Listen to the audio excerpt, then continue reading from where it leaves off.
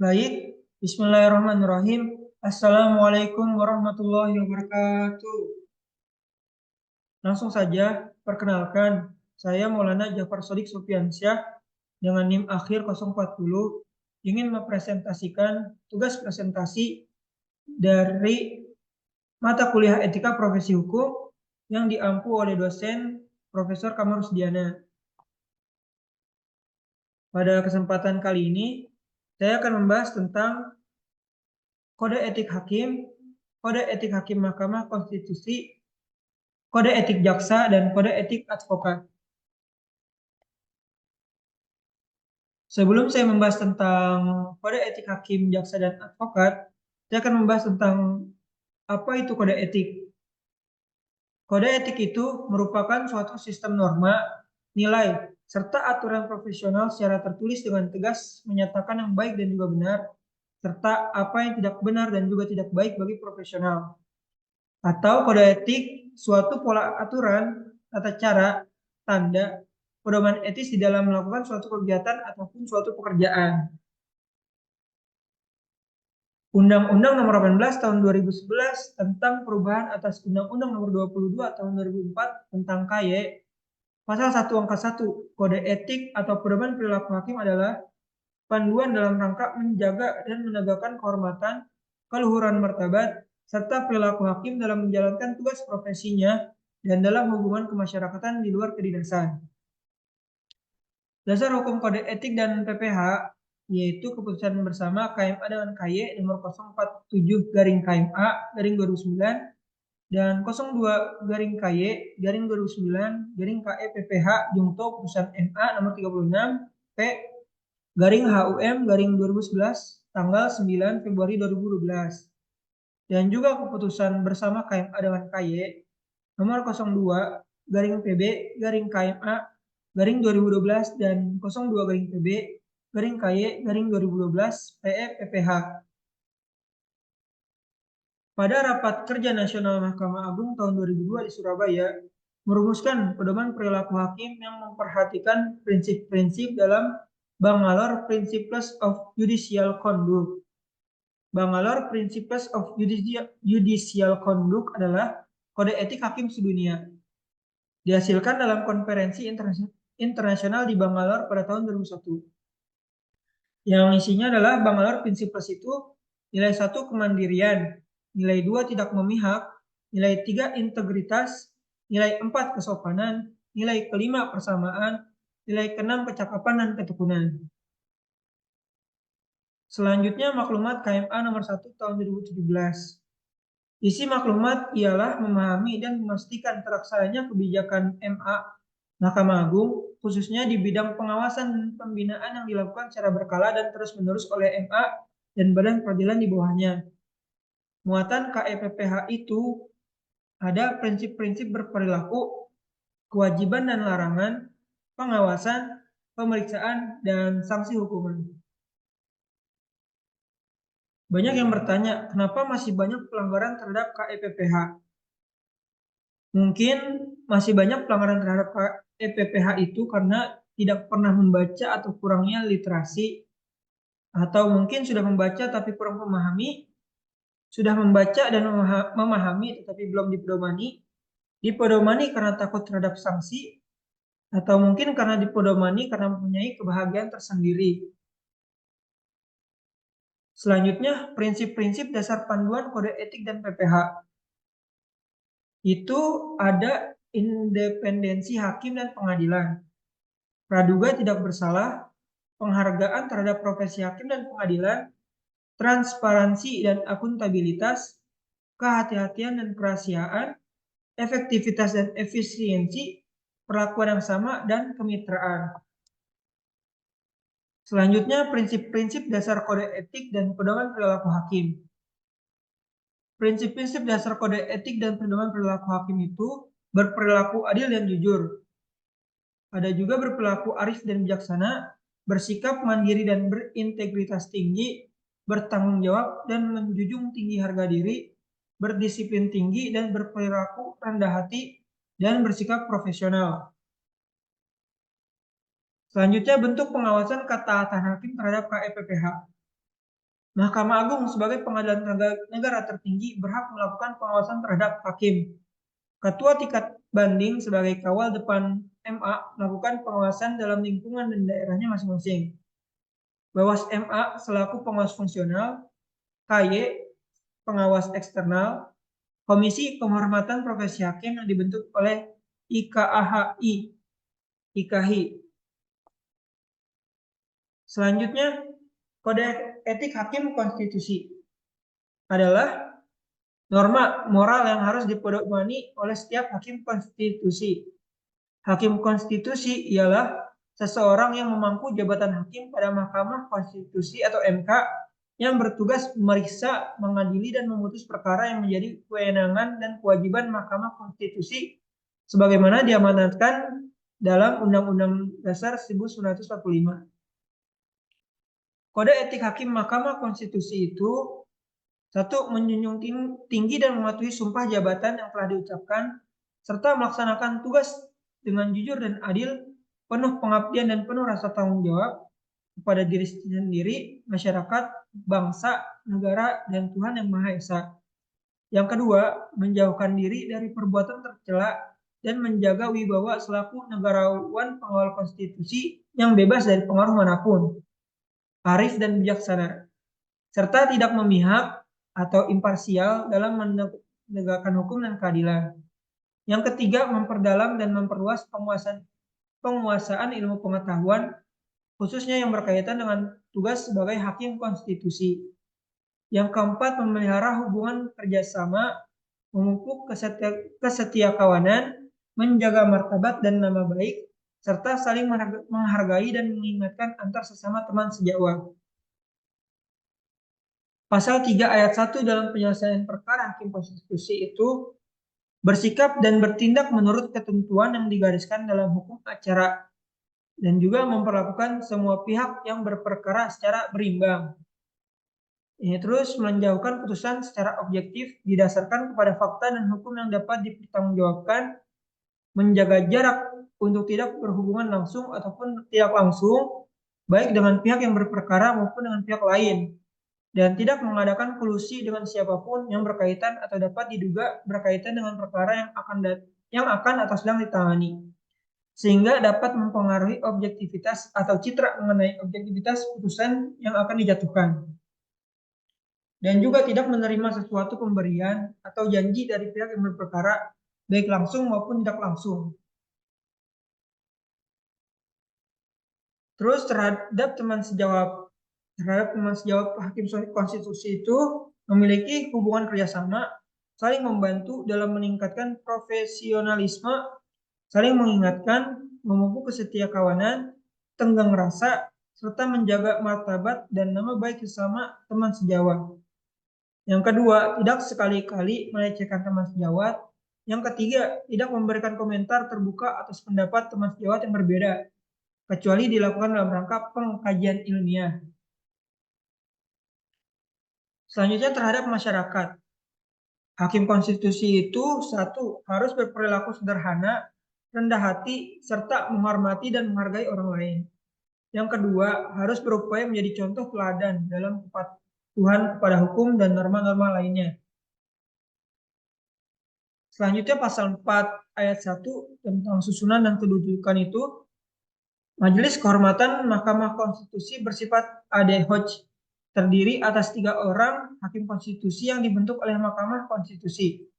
Dalam hal hakim konstitusi yang diduga melakukan pelanggaran diancam dengan sanksi pemberhentian.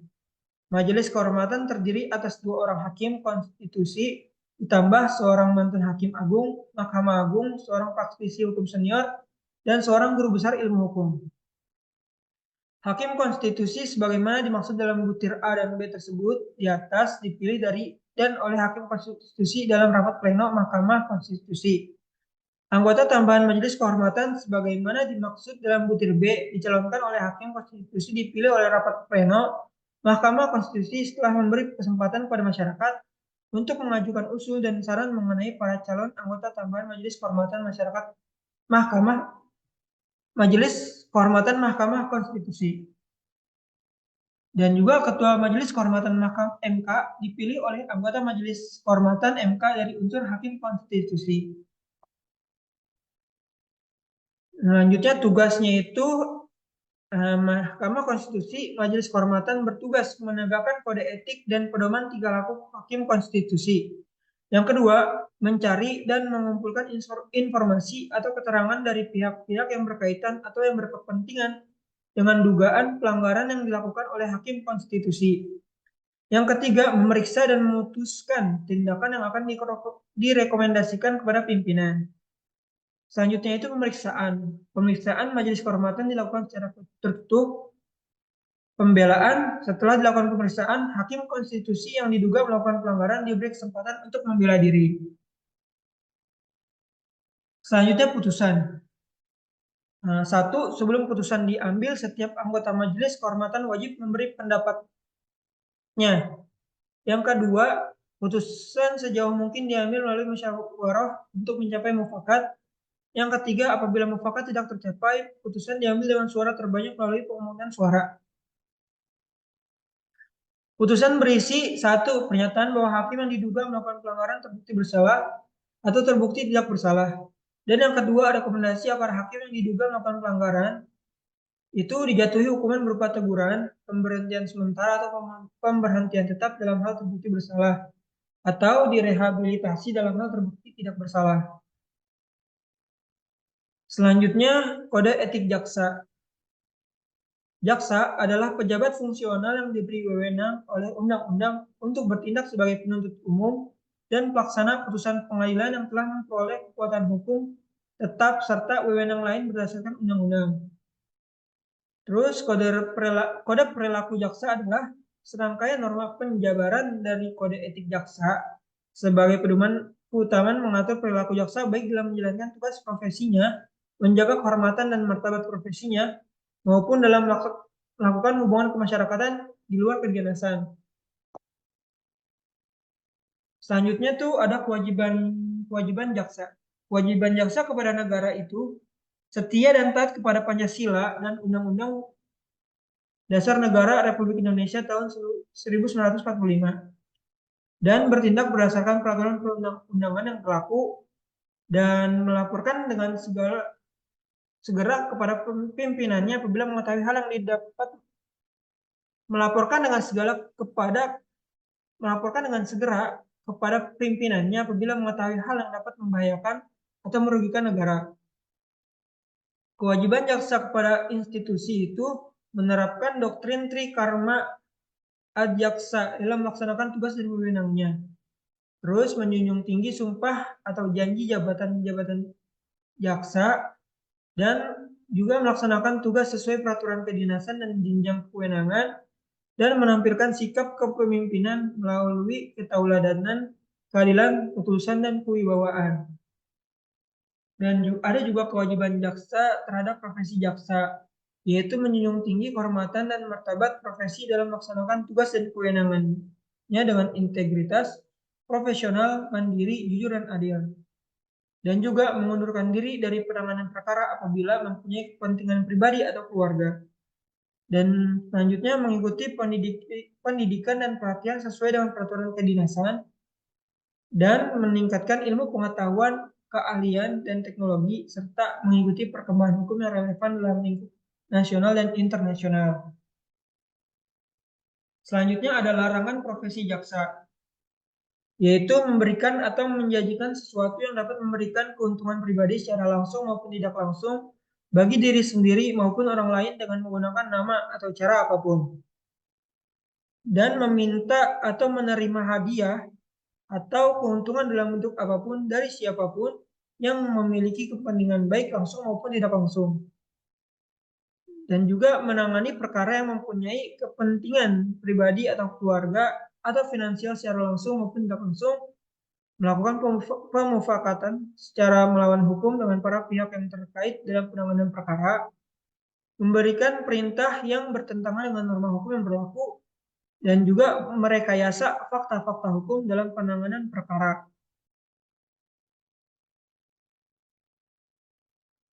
Dan dalam menjalankan tugas profesi jaksa, Jaksa itu berhak melaksanakan fungsi jaksa tanpa intimidasi, gangguan, dan pelecehan. Dan juga mendapatkan sarana yang layak dalam menjalankan tugas, remunerasi, gaji, serta penghasilan lain sesuai dengan peraturan yang berlaku, mendapatkan perlindungan hukum untuk tidak dipersalahkan sebagai akibat dari pelaksanaan tugas dan fungsi jaksa yang dilakukan sesuai dengan peraturan yang berlaku, mendapatkan pendidikan dan pelatihan baik teknis maupun non-teknis, memiliki kebebasan berpendapat dan berekspresi kecuali dengan tujuan membentuk opini publik yang dapat merugikan penegak hukum, mendapatkan perlindungan secara fisik termasuk keluarganya oleh pihak yang berwenang jika dilakukan sesuai dengan peraturan berlaku, mendapatkan kenaikan pangkat, jabatan, atau promosi berdasarkan parameter objektif, kualifikasi profesional, kemampuan, integritas, kinerja, dan pengalaman, serta diputuskan sesuai dengan prosedur yang adil dan tidak memihak. Dan juga ada mendapatkan proses pemeriksaan yang cepat, adil, dan evaluasi, serta keputusan yang objektif berdasarkan peraturan yang berlaku dalam hal jaksa melakukan tindakan indisipliner. Selanjutnya itu tindakan administratif pasal 12. Yaitu 1. Jaksa wajib menghormati dan mematuhi kode perilaku jaksa. Yang kedua, setiap pimpinan unit kerja wajib berupaya untuk memastikan agar jaksa di dalam lingkungannya mematuhi kode perilaku jaksa. Yang ketiga, jaksa yang terbukti melakukan pelanggaran dijatuhkan tindakan administratif. Yang keempat, tindakan administratif tidak mengesampingkan ketentuan pidana dan hukuman disiplin berdasarkan peraturan disiplin pegawai negeri sipil atau PNS apabila atas perbuatan tersebut terdapat ketentuan yang dilanggar. Selanjutnya, kode etik advokat disahkan pada tanggal 23 Mei 2002. Advokat sebagai profesi terhormat atau officium nobile yang dalam menjalankan profesinya berada di bawah perlindungan hukum, undang-undang, dan kode etik. Memiliki kebebasan yang didasarkan kepada kemandirian, kejujuran, kerahasiaan, dan keterbukaan, bahwa profesi advokat adalah selaku penegak hukum yang sejajar dengan instansi penegak hukum lainnya. Oleh karena itu, satu sama lainnya harus saling menghargai antara teman sejawat dan antara para penegak hukum lainnya. Dengan demikian, kode etik advokat Indonesia adalah sebagai hukum tertinggi dalam menjalankan profesi yang menjamin dan melindungi, namun membebankan kewajiban kepada setiap advokat untuk jujur dan bertanggung jawab dalam menjalankan profesinya baik kepada klien, pengadilan negara, atau masyarakat, dan terutama kepada dirinya sendiri. Bab 1 Ketentuan Umum Pasal 1. Advokat adalah orang yang berpraktek memberi jasa hukum baik di dalam maupun di luar pengadilan yang memenuhi persyaratan berdasarkan undang-undang yang berlaku, baik sebagai advokat, pengacara praktek, ataupun sebagai konsultan hukum. Klien itu adalah orang, badan hukum, atau lembaga lain yang menerima jasa dan atau bantuan hukum dari advokat. Teman sejawat adalah orang atau mereka yang menjalankan praktek hukum sebagai advokat sesuai dengan ketentuan yang berlaku. Teman sejawat asing adalah advokat yang bukan keluarga negara Indonesia yang menjalankan praktek hukum di Indonesia sesuai dengan ketentuan peraturan perundang-undangan yang berlaku. Dewan Kehormatan adalah lembaga atau badan yang dibentuk oleh organisasi profesi advokat yang berfungsi untuk berkewenangan mengawasi pelaksanaan kode etik advokat sebagaimana semestinya, dan berhak menerima dan memeriksa pengaduan terhadap seorang advokat yang dianggap melanggar kode etik advokat. Honorarium adalah pembayaran kepada advokat sebagai imbalan jasa advokat berdasarkan kesepakatan atau perjanjian dengan kliennya. Bab 2 Kepribadian advokat. Pasal 2. Advokat Indonesia adalah warga negara yang bertakwa kepada Tuhan Yang Maha Esa, bersikap satria, jujur dalam mempertahankan keadilan dan kebenaran dilandasi moral yang tinggi, luhur, dan mulia, dan yang dalam melaksanakan tugasnya menjunjung tinggi hukum, Undang-Undang Dasar Republik Indonesia, kode etik advokat, serta sumpah jabatannya.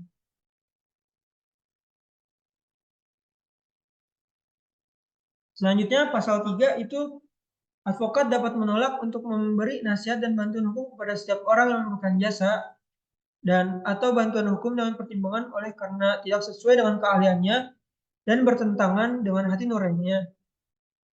Tetapi tidak dapat menolak dengan alasan karena perbedaan agama, kepercayaan, suku, keturunan, jenis kelamin, keyakinan, politik, dan kedudukan sosialnya. Advokat dalam melakukan tugasnya tidak bertujuan semata-mata untuk memperoleh imbalan materi, tetapi lebih mengutamakan tegaknya hukum, kebenaran, dan keadilan. Advokat dalam profesinya itu adalah mandiri serta tidak dapat dipengaruhi oleh siapapun dan wajib memperjuangkan hak-hak azazi manusia dalam negara hukum Indonesia. Advokat wajib memelihara rasa solidaritas di antara teman sejawat. Dan advokat juga tuh wajib memberikan bantuan dan pembelaan hukum kepada teman sejawat yang diduga atau didakwa dalam suatu perkara pidana atas permintaannya atau karena penunjukan organisasi profesi. Advokat itu tidak dibenarkan untuk melakukan pekerjaan lain yang dapat merugikan kebebasan, derajat, dan martabat advokat. Advokat itu harus senantiasa menjunjung tinggi profesi advokat sebagai profesi terhormat. Dan juga advokat dalam menjalankan profesinya harus bersifat sopan terhadap semua pihak namun wajib mempertahankan hak dan martabat advokat. Seorang advokat yang kemudian diangkat untuk menduduki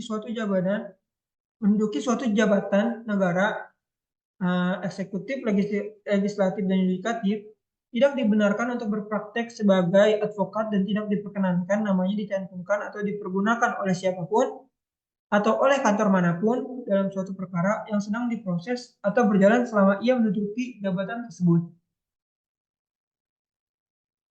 Bab 3, hubungan dengan klien pasal 4. Advokat dalam perkara-perkara perdata harus mengutamakan penyelesaian dengan jalan damai. Advokat tidak dibenarkan memberikan keterangan yang dapat menyesatkan klien mengenai perkara yang sedang diurusnya. Advokat tidak dibenarkan menjamin kepada kliennya bahwa perkara yang ditanganinya akan menang, dan dalam menentukan besarnya honor advokat wajib mempertimbangkan kemampuan klien. Advokat tidak dibenarkan membebani klien dengan biaya-biaya yang tidak perlu, dan advokat juga dalam mengurus perkara cuma-cuma harus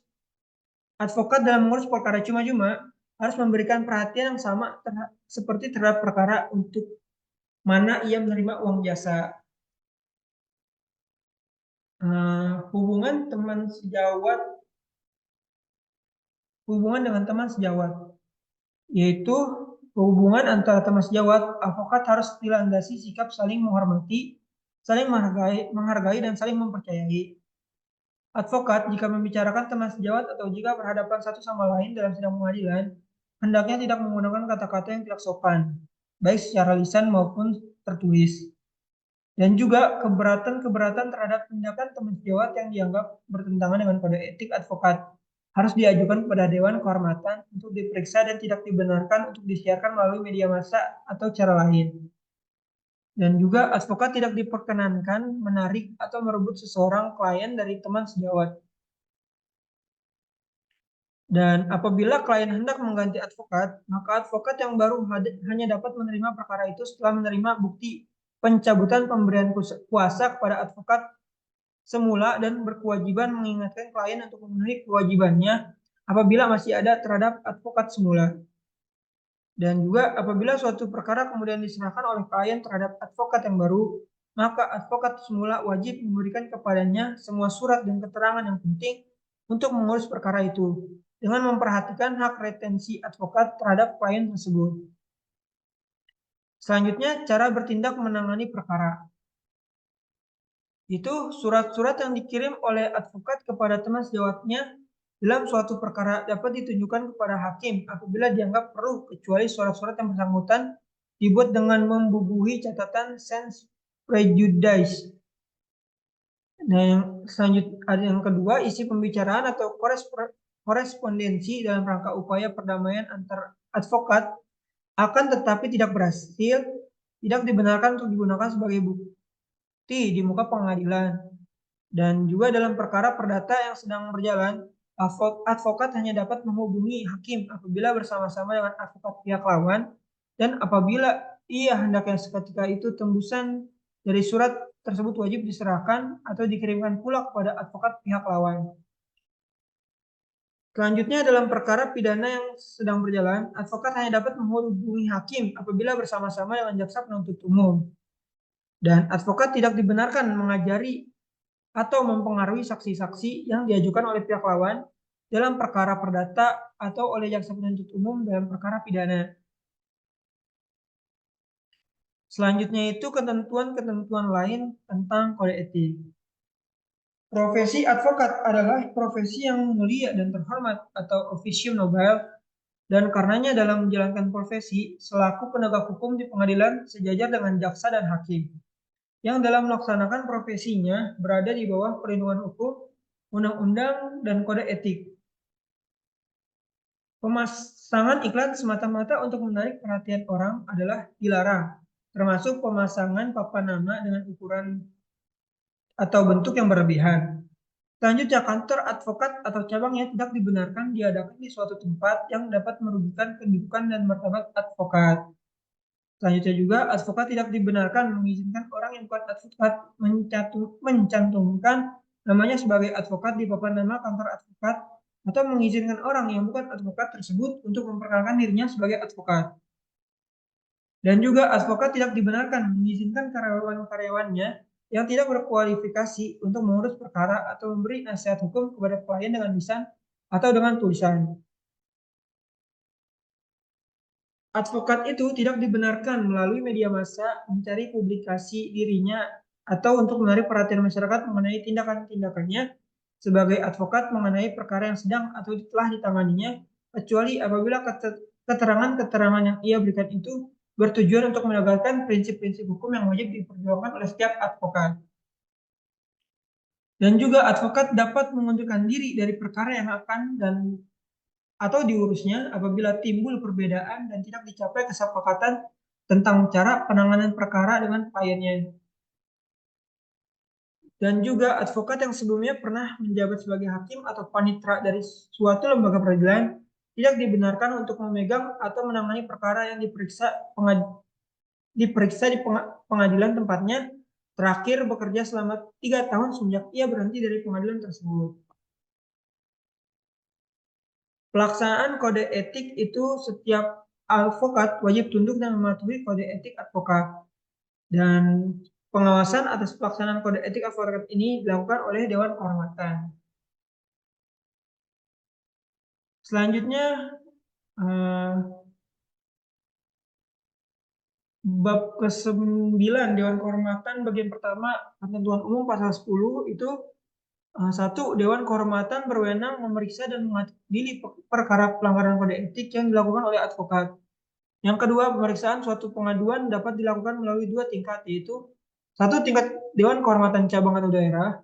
Yang kedua, tingkat Dewan Kehormatan Pusat.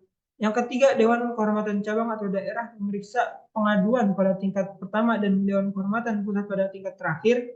Yang keempat, segala biaya yang dikeluarkan dibebankan kepada 1. Dewan Pimpinan Cabang atau Daerah, di mana teradu sebagai anggota pada tingkat Dewan Kehormatan Cabang atau Daerah. Yang kedua, Dewan Pimpinan Pusat pada tingkat Dewan Kehormatan Pusat organisasi, di mana teradu sebagai anggota. Yang ketiga, pengadu atau teradu. Nah, selanjutnya bagian kedua tentang pengaduan atau tata cara pengaduan. 1. Pengaduan dapat diajukan oleh pihak-pihak yang berkepentingan dan merasa dirugikan, yaitu klien, teman sejawat advokat, pejabat pemerintah, anggota masyarakat, dan Dewan Pimpinan Pusat atau cabang atau daerah dari organisasi profesi di mana teradu menjadi anggota. Yang kedua, untuk kepentingan organisasi. Dewan Pimpinan Pusat atau Dewan Pimpinan Cabang atau Daerah dapat juga bertindak sebagai pengadu dalam hal yang menyangkut kepentingan hukum dan kepentingan umum dan yang dipersyaratkan untuk itu. Dan yang ketiga, pengaduan yang dapat diajukan hanyalah yang mengenai pelanggaran terhadap kode etik advokat. Bagian ketiga, tata cara pengaduan, yaitu pengaduan terhadap 1. Pengaduan terhadap advokat sebagai teradu yang dianggap melanggar kode etik advokat harus disampaikan secara tertulis, disertai dengan alasan-alasannya kepada Dewan Kehormatan Cabang atau Daerah, atau tertulis atau kepada Dewan Pimpinan Cabang atau Daerah, atau Dewan Pimpinan Pusat di mana teradu menjadi anggota. Yang kedua, bila mana di suatu tempat tidak ada cabang atau daerah organisasi, Pengaduan disampaikan kepada Dewan Kehormatan Cabang atau daerah terdekat atau Dewan Pimpinan Pusat. Yang ketiga, bila mana pengaduan disampaikan kepada Dewan Pimpinan Cabang atau daerah, maka Dewan Pimpinan Cabang atau daerah memutuskannya kepada Dewan Kehormatan Cabang atau daerah yang berwenang untuk memeriksa pengaduan itu. Yang keempat, bila mana pengaduan disampaikan kepada Dewan Pimpinan Pusat atau Dewan Kehormatan Pusat, maka Dewan Pimpinan Pusat dan Dewan Kehormatan Pusat meneruskannya kepada Dewan Kehormatan Cabang atau daerah yang berwenang untuk memeriksa pengaduan itu baik langsung atau melalui dewan-dewan pimpinan cabang atau daerah. Sekian pemaparan dari presentasi dari sekian pemaparan atau presentasi dari saya. Kurang lebihnya mohon maaf. Wassalamualaikum warahmatullahi wabarakatuh.